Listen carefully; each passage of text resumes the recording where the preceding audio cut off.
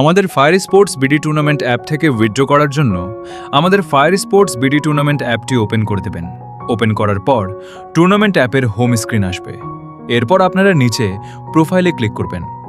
প্রোফাইলে ক্লিক করার পর আপনাদের সামনে এরকম ইন্টারফেস আসবে। এরপর এখান থেকে আপনারা উইথড্র এখানে একটা ক্লিক করে দেবেন। এরপর আপনাদের সামনে আরেকটা ইন্টারফেস আসবে। এখানে আপনাদের আর্নিং করা টাকা আপনাদের ওয়ালেটের শো হবে। তো আমার অ্যাকাউন্টে 240 টাকা আছে, আমি এখান থেকে 200 টাকা উইথড্র করব। তো উইথড্র করার জন্য প্রথমে পেমেন্ট মেথড সিলেক্ট করতে হবে।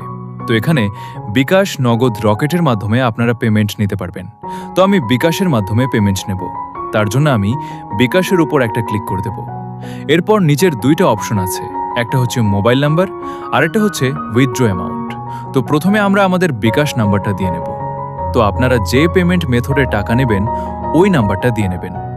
বিকাশ নাম্বার দেওয়া হয়ে গেলে নিচে আমরা লিখব কত টাকা উইথড্র করতে যাচ্ছি, ওই পরিমাণ টাকা লিখে দেব। তো আমি যেহেতু 200 টাকা উইথ করব, তার জন্য নিচে 200 লিখে দেব। আর আপনারা যত টাকা উইথড্র করবেন নিচে তার পরিমাণ লিখে দেবেন। এরপর আপনারা নিচে থাকা উইথড্র মানি এটার উপর ক্লিক করলে আপনাদের উইথড্র রিকোয়েস্ট চলে যাবে। এরপর আমরা এখান থেকে ব্যাক করে দেব। ব্যাক করে দেওয়ার পর আবার ওয়ালেটে একটা ক্লিক করে দেব। এরপর ট্রানজ্যাকশন হিস্ট্রি এটার উপর একটা ক্লিক করে দেবেন।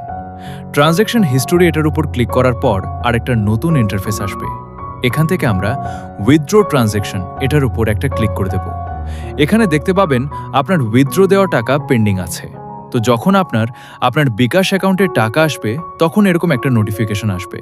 তারপর উইথড্র ট্রানজ্যাকশন এটার উপর ক্লিক করলে দেখতে পাবেন উইথড্র সাকসেস। আর যদি উইথড্র করার পর 1 থেকে 2 ঘন্টার মধ্যে টাকা না আসে তাহলে টেলিগ্রামে অ্যাডমিনকে মেসেজ করে জানাবেন, তাহলে আপনার টাকা আপনি আরও তাড়াতাড়ি পেয়ে যাবেন।